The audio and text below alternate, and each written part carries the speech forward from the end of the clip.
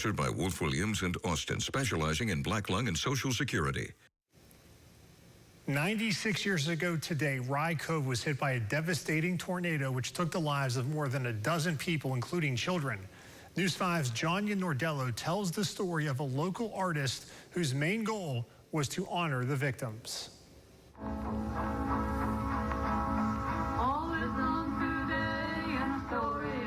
On May 2nd, 1929, community members of a small mountain town in southwest Virginia called Rye Cove would experience the biggest disaster in the area to date.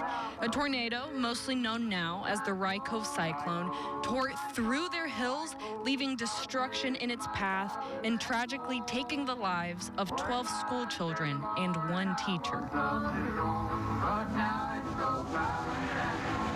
Nearly 100 years later, the Rye Cove cyclone became part of the history books. But local artist Teresa Robinette is bringing the story back to life through art, gaining inspiration from a Carter family song. Rye Cove Cyclone, which is one of their songs, kind of spoke to me because I started thinking about some of the things my mother told me, who grew up in Fort Blackmore. And so I started doing research on the cyclone and the images, and then I had a conversation with her, and that's the birth of the painting, basically. The painting, titled The Missing, is meant to represent those who were never found. What got me were the stories around this whole setup of what happened that day. And I began to get into the heads of the people.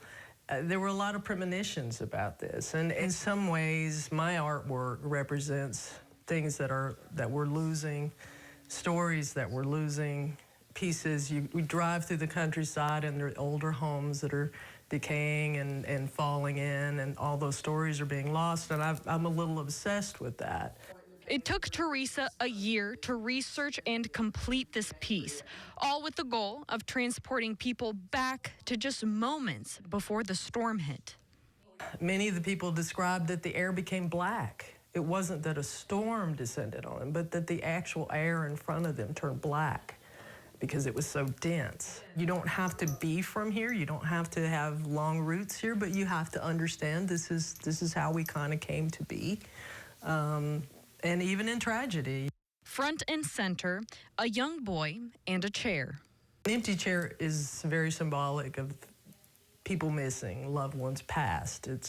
So that's why I chose the chair. And as a matter of fact, during the aftermath of the storm, there were chairs that were scattered in trees and in fields, and people were blown and 75 yards further out. So that's why my young man there is standing in the weeds, basically, away from the building before it hits.